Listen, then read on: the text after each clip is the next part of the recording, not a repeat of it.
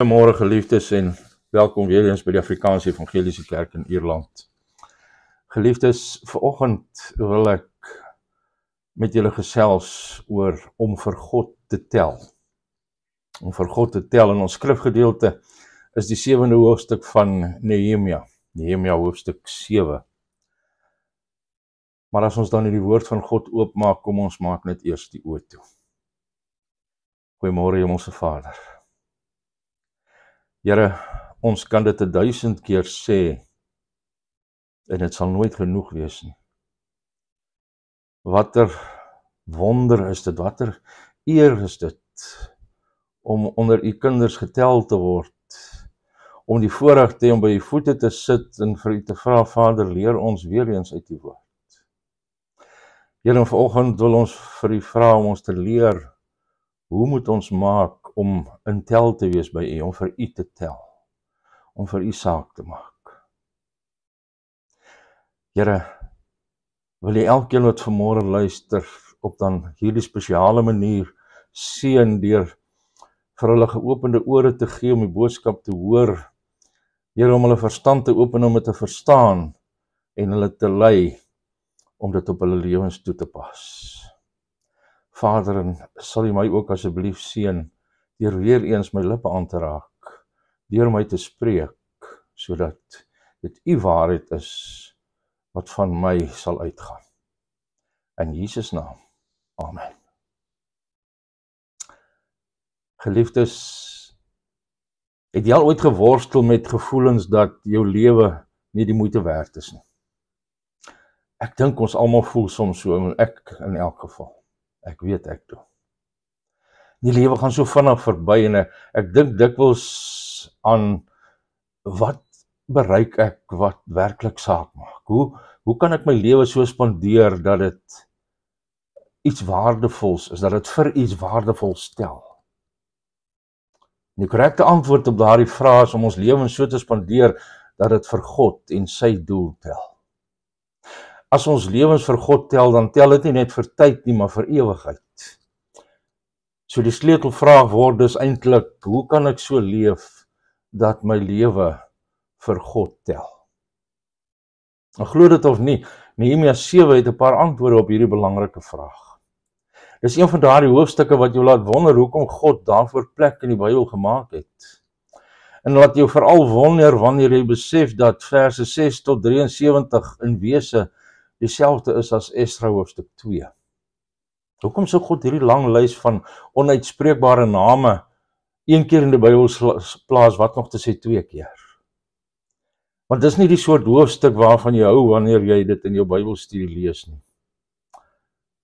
Maar hierdie hoofstuk dien as 'n spulpunt in die boek Nehemia. Hoofstuk 1 tot 6 beskryf die herstel van die muur van Jerusalem, en hoofstuk 8 tot 13 vertel van die herstel van die volk van Juda. En hoofstuk 7 begin met 3 verse wat die voorsorgmaatreëls beskryf wat Nehemia getref het om die nuut ommuurde stad teen aanvalle te beskerm. En dit sluit sodoende die eerste helfte van die boek af. In verse 4 tot 73 kyk uit na die hervormings van die tweede helfte van die boek deur te wys hoe Nehemia die stad weer bevolk het sodat dit 'n belangrike sentrum vir nasionale en geestelike lewe sou word. En Esra het hierdie lys van name van diegene wat in 536 voor Christus onder Zerubabel uit Babylon teruggekeer het, gedien om te dokumenteer wie 'n ware Jood was.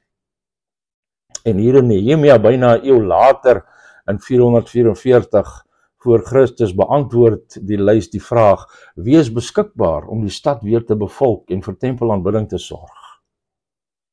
En Nehemia gebruik die lys om by die mense herinnering aan hulle persoonlike en nasionale identiteit as God se volk te vestig en om hulle aan te moedig om hulle verantwoordelikhede in die lig van hierdie identiteit na te kom. En daar's variasies tussen die twee lyste wat moeilik, eintlik amper indien nie onmoontlik nie is om te versoen. Maar Derek Kidner in sy boek Ezra en Nehemia Tyndale Old Testament Commentaries wys daarop dat die name in die twee lyste slegs die geringste variasies toon, terwyl die helfte van die getalle skynbaar lukraak verskil met soms een lys en soms die ander wat die groter syfer gee. En hy voer aan dat dit 'n klassieke voorbeeld is van hoe moeilik dit vir skrywers was om lyste van Hebreëse getalle oor te skryf. Die leerstelling van onfeilbaarheid beweer dat die Bybel sonder foute in die oorspronklike manuskripte is. En aangesien ons slegs kopieë besit, is ons soms nie in staat om teenstrydige besonderhede wat moontlik uit skrywerfoute ontstaan het te versoen nie. Maar om hierdie tegniese akademiese vrae op sy te sit, is die geestelike boodskap van Nehemia 7 ongeskonde. En dit is om vir God te tel, verbind jouself tot die dinge wat vir God saak maak. In hierdie hoofstuk openbaar 5 dinge wat vir God saak maak, en eerstens is aanbidding maak vir God saak in vers 1. Want Nehemia noem dat nadat die mure herbou en die deure geïnstalleer is, hy die poortwagters, die sangers en die leviete aangestel het. En die meeste kommentators sê dat hierdie aanbiddingsleiers ook wagdiens by die stadspoorte gekry het. En alhoewel dit so mag wees, stem ek saam met Derek Kidner in sy kommentaar dat hierdie manne hier voorkeur geniet, omdat aanbidding die stad se bestaansrede was. Miskien het hulle kooroefening gehou terwyl hulle wag gestaan het. Maar die rede vir die beskerming van die stad teen invallers was nie net sodat almal veilig kon lewe nie, dit was hoofsaaklik sodat die aanbidding van God in die tempel kon plaasvind. En uit wat ons in die boek Openbaring lees, sal 'n goeie deel van die hemel bestee word aan die lof van God en gesamentlike aanbidding. En die heiliges vergader saam met die engele en die 4 lewende wesens en die 24 ouderlinge en hulle sing, U is waardig. Die lam wat geslag is waardig en aan hom wat op die troon sit en aan die lam kom die lof en die eer en die heerlikheid en die krag tot in alle ewigheid. En dit kom uit Openbaring 5 vers 9 en vers 12 en 13. Ons sal so meegesleer word deur die skoonheid van die heerlikheid van God, dat ons verlore sal gaan in verwondering en liefde en lof. Guy Larson het 'n Far-Side spotprent wat 'n ou wys wat op 'n wolk in sy wit kleed met 'n harp sit en wat dink, ek moes 'n tydskrif saamgebring het.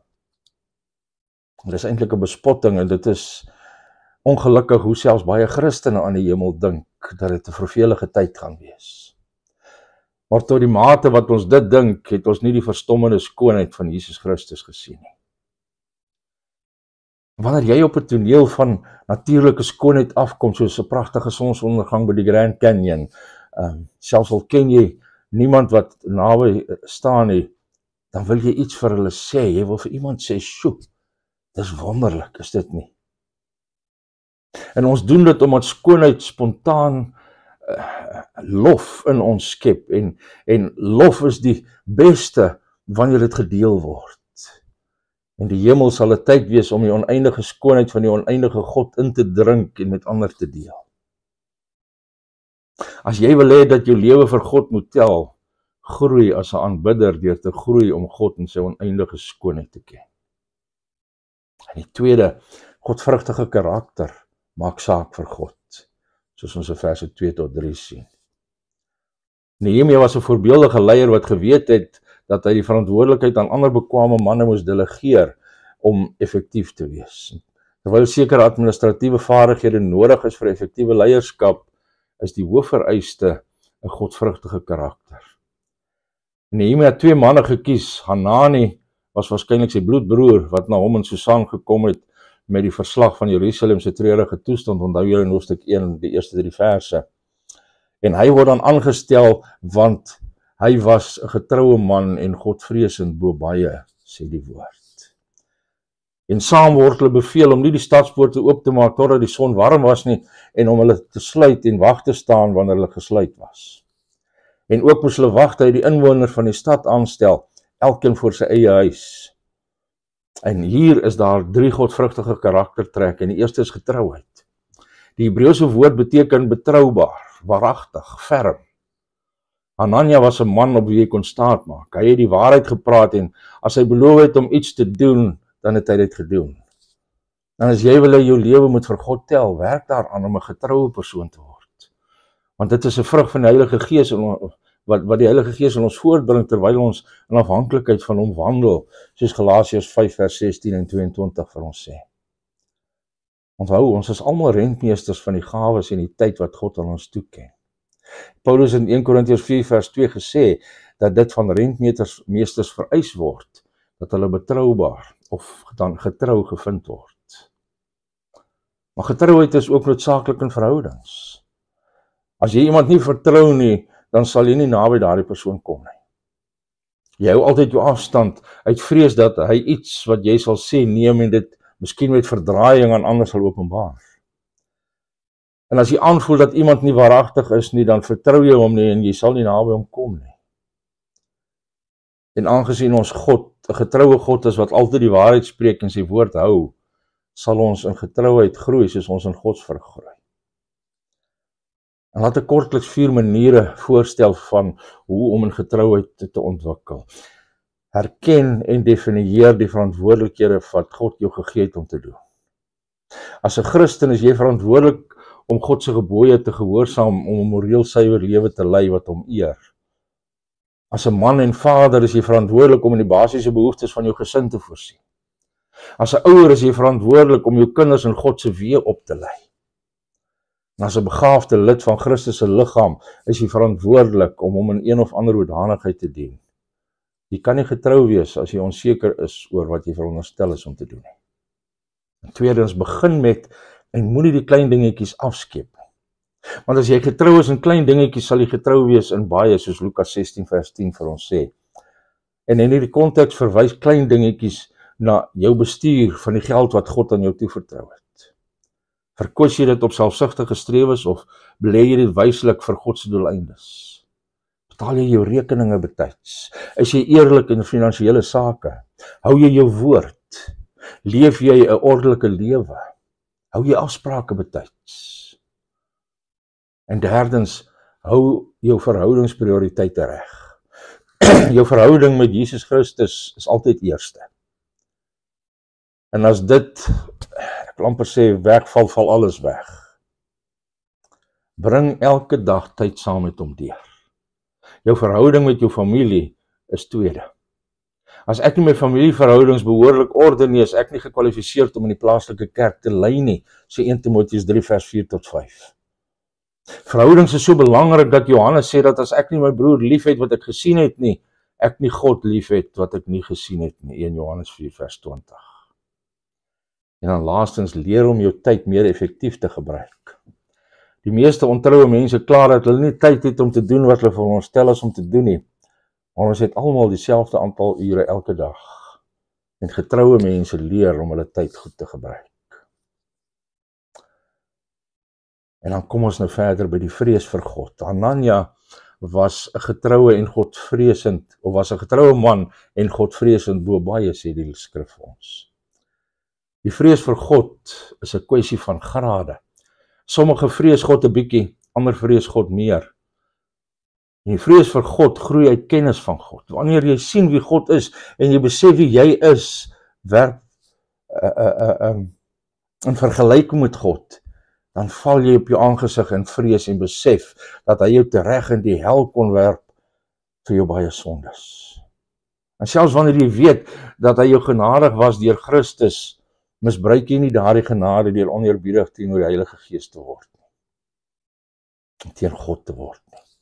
Jy onthou dat hy elke gedagte en daad van jou ken en daarom probeer jy hom in alles wat jy doen behaag. As jy wil hê dat jou lewe vir God moet tel, groei in die vrees van God. En derdens, waaksaamheid. Nehemia het nie net die muur met die swaard en die troffel gebou nie, hy het ook wagte geplaas en noukeurig instruksies aan hierdie aangestelde leiers gegee oor die noodsaaklikheid om die stad te bewaak. Hy het God vertrou, maar hy het ook 'n wag opgestel, soos ons in hoofstuk 4 vers 9 sien. En die twee is nie teenstrydig met mekaar nie. Jesus waarsku ons gereeld om op ons hoede te wees, soos ons sien in Markus 13 vers 34 tot 37. In 1 Petrus 5 vers 8 waarsku ons mos en hy sê, wees nugter en waaksaam, want julle teestander die duiwel loop rond soos 'n brullende leeu en soek wie hy kan verslind.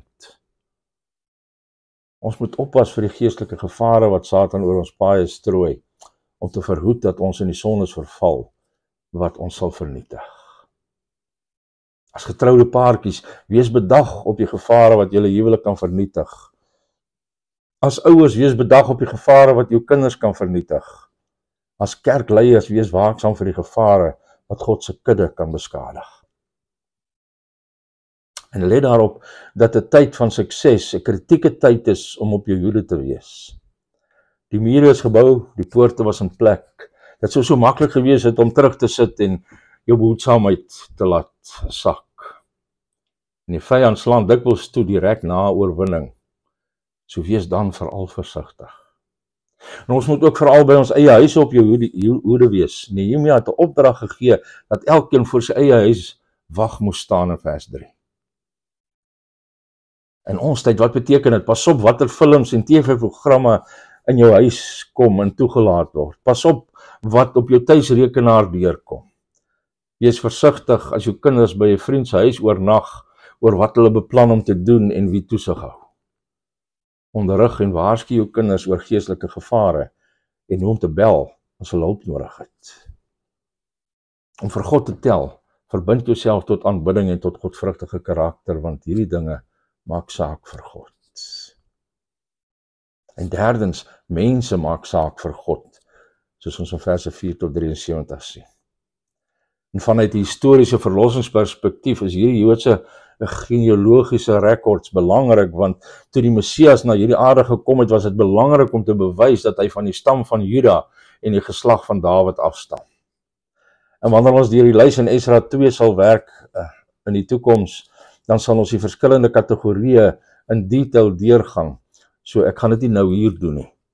Maar die lys illustreer 3 belangrike punte wat op ons van toepassing is. Eerstens, individue is belangrik vir God. Alhoewel hierdie name niks vir ons beteken nie, beteken hulle iets vir God. Want hy ken sy mense by die naam. Jesus, die goeie herder, roep sy eie skape by die naam en hulle volg hom, omdat hulle sy stem ken, sê Johannes 10 vers 3 tot 4. En jy weet, ek probeer name leer en onthou van diegene wat kommentare lewer, maar my brein is beperk en ek misluk dikwels. Maar selfs al onthou ek nie jou naam nie, is daar een wat nooit vergeet nie. Hy het jou na sy beeld geskape en het jou hier op hierdie tyd en plek vir sy doel geplaas. So maak seker dat Jesus jou by jou naam ken. En nou dink jy dalk, maar ken Jesus nie almal by die naam nie, hy is mos alwetend. Ja, in die sin van alwetendheid is dit so, maar in die sin van persoonlike kennis is dit nie so nie. Matteus 7 vers 23 sê ons vir ons, op die oordeelsdag sal hy vir sommige wat roep, Here, Here, en wat baie dinge in sy naam gedoen het, sal hy vir hulle sê, ek het julle nooit geken nie, gaan weg van my, julle wat die ongeregtigheid werk. Hulle was nie werklik sy skape nie, omdat hulle hom nie gevolg het nie. Hy gee die ewige lewe aan sy skape, en hulle sal nooit verlore gaan nie, en niemand kan hulle uit sy hand druk nie, sê Johannes 10 vers 28. So maak seker dat jy een van sy skape is. En die feit dat individue vir God saak maak, beteken ook dat hulle vir ons moet saak maak. Belê jou lewe in die bou van Jesus Christus in mense, en jou lewe sal vir God en vir ewig tel. En dan gesinne is belangrik vir God. Want hierdie lys bevat baie familiegroepe, as jy van vers 8 tot 25 lees. God het die gesin as die basiese eenheid van die samelewing ontwerp. 'n Man en vrou moet hulle eie families van oorsprong verlaat en in 'n lewenslange verbondsverhouding saamkom. En in daardie konteks moet kinders gebore en grootgemaak word in God se weë, soos geopenbaar in sy woord. En die gesin is die bousteen van die plaaslike kerk. En om dit te sê, is dit geen sins om enkel lopendes wat 'n noodsaaklike deel van God se gesin is, te devalueer nie. Maar dit is om te sê, dat die kerk slegs sterk is, wanneer die gesinne in daardie kerk sterk is. Is dit enige wonder dat Satan Christelike gesinne aanval? As ons wil hê dat ons lewens en ons kinders en kleinkinders se lewens vir God moet tel, dan moet ons verbondsverbintenisse in ons gesinne bewaak. En dan Mans is belangrik vir God. Want hierdie lys bestaan uit mans en dit beteken nie dat vroue onbelangrik vir God is nie. Die Bybel verhef vroue tot 'n status wat onbekend is in ander godsdienste. Mans moet hulle vrouens eer gee as mede-erfgename van die genade van die lewe, sê 1 Petrus 3 vers 7. Maar terselfdertyd is die skrif duidelik dat daar 'n hiërargie van rolle in die gesin en in die kerk is. Mans is die hoofde van hulle vrouens, net soos God die hoof van Christus is en Christus die hoof van die kerk. Gaan lees 1 Korintiërs 11 vers 3 en Efesiërs 5 vers 23. En ouderlinge en leraars in die plaaslike gemeente moet mans wees, sê 1 Timoteus 2 vers 11 tot 15 en 1 Timoteus 3 vers 1 tot 7. En hierdie God geordende rolle is nie kultureel bepaal nie. Inteendeel, hulle het te doen met die kerk en die huis wat die beeld van God weerspieël, waar daar gelykheid van persoonlikheid is, maar terselfdertyd 'n hiërargie van rolle, waarin die seun gewilliglik aan die Vader onderwerp om die goddelike doel uit te voer. En as Satan nie 'n huis deur egskeiding kan opbreek nie, is sy volmaakte taktiek om die man passief te maak. Mans, as julle lewe vir God moet tel, moet julle julle verantwoordelikheid ernstig opneem om julle vrouens en kinders in die dinge van God te lei. En met lei bedoel ek nie om bevele soos Archie Bunker vanuit julle leunstoel voor die TV uit te blaf nie. Ek bedoel om met God as voorbeeld te wandel en 'n dienaar-leier te word, net soos Jesus gelei het. Ek bedoel om jou vrou aktief lief te hê en jou kinders op te voed. Moenie daardie werk op jou vrou aflaai nie. Om vir God te tel, verbind jouself tot wat vir God saak maak. Aanbidding, godvrugtige karakter en mense. En vier jou plek in God se familiegeskiedenis maak vir God saak. Nehemia sê in vers 5 dat God dit in sy hart gesit het om die mense bymekaar te maak om volgens geslagsregisters geregistreer te word. En toe vind hy hierdie boek van die rekords van diegene wat eers na Jerusalem gekom het. En dit het gedien as 'n kaart vir die huidige inskrywing. En soos Kiener op bladsy 103 dit stel, was Nehemia se onmiddellike bekommernis om sy mense reg georiënteer te kry, seker van beide hulle erfenis en hulle roeping. En as Christene is ons fisiese afkoms nie naaste by so belangrik soos ons geestelike afkoms nie. Ons moet weet dat ons geestelik in God se familie, die kerk, gebore is deur geloof in die Here Jesus Christus. En ons moet bewyse daarvan hê. Diegene wat beweer dat hulle priesters is, maar geen rekord van hulle afkoms kon vind nie, sien ons is van die priesterskap uitgesluit, totdat 'n priester dit deur goddelike middele kon verifieer. Ons sien dit in verse 61 tot 65. Maar ook so behoort 'n gelowige te kan bevestig waar God die ewige lewe beloof aan diegene wat in Christus glo en te sê, ek het my vertroue in daardie spesifieke belofte van God gestel. En die gelowige behoort bewyse te sien dat God sy hart verander het. Voorheen was ons vyandig teenoor God, en nou deur sy genade het ons God en die dinge van God lief. En dit is ook belangrik om te besef dat God jou hier op hierdie punt in die geskiedenis van sy mense geplaas het, om die rol te vervul wat hy vir jou bestem het. Vorige geslagte het die fakkel aan jou oorgedra, en jy moet dit getrou dra en dit aan die volgende geslag weer oorgee. En een rede waarom moderne Christene so meegesleer word deur die wêreld, is dat hulle onkundig is oor kerkgeskiedenis, oor hoe God hierdie eeue heen gewerk het deur sy mense wat getrou was aan sy roeping. Om Christelike biografie en kerkgeskiedenis te lees, sal jou perspektief gee vir die tye waarin ons leef. En laastens, jou begrip van en jou toewyding aan God se doel maak vir hom saak. Sien dit in vers 6 en vers 73. Want die mense in hierdie lys het van Babylon na Jerusalem en Juda teruggekeer, elkeen na sy eie stad. Hulle kon maklik in Babylon gebly het. Hulle families was al etlike geslagte daar. Hulle was daar gevestig en hulle was gemaklik daar. En dit was nie maklik om op te pak en oor honderde kilometers vyandige gebied te trek na 'n land wat deur oorlog verwoes is nie. Maar hulle het God se belofte aan hulle voorvader Abraham geken om hierdie land aan hom te gee. En hy het gesê dat sy naam in hierdie tempel en hierdie stad sou woon om 'n eer vir die nasies te wees. En dus het hulle God se doel verstaan en hulle self daarin verbind ten spyte van die moeite en die ontberinge wat daarmee gepaard gegaan het. En God se doel is om onder die nasies verheerlik te word deur 'n volk wat deur sy seun verlos is tot homself te roep. Soos 1 Petrus 2 vers 9 sê, 'n uitverkore geslag, 'n koninklike priesterdom, 'n heilige nasie, 'n volk as eiendom van God, wat die deugde verkondig van hom wat hulle uit die duisternis geroep het tot sy wonderbare lig. As jy Christus ken, het hy jou geestelike gawe, materiële hulpbronne en geleenthede gegee om hom te verheerlik en sy doel te bevorder. Om vir God te tel, verbind jouself tot sy doel vir jou lewe. Daar is geen groter rede om te lewe as om vir God se doel te lewe nie. En ek wil afsluit deur 'n woord van balans te gee in hierdie saak van ons lewens wat vir God tel. Dit is goed om te leer uit elke goddelike voorbeeld wat jy kan, of dit nou in die Bybel of in die kerkgeskiedenis is, maar dit is ook belangrik om vrede te maak met hoe God jou gemaak het. Moenie jouself skop omdat jy nie iemand anders is nie. Jy sal gefrustreerd wees as jy dink dat jy net soos iemand anders moet wees en doen wat hy gedoen het. Ek persoonlik is baie lief vir R.C. Sproul en vir sy leringe, maar hy was uniek.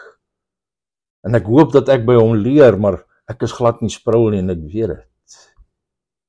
Elkeen van ons is uniek en God het elkeen van ons 'n ander rol toegeken om te vervul.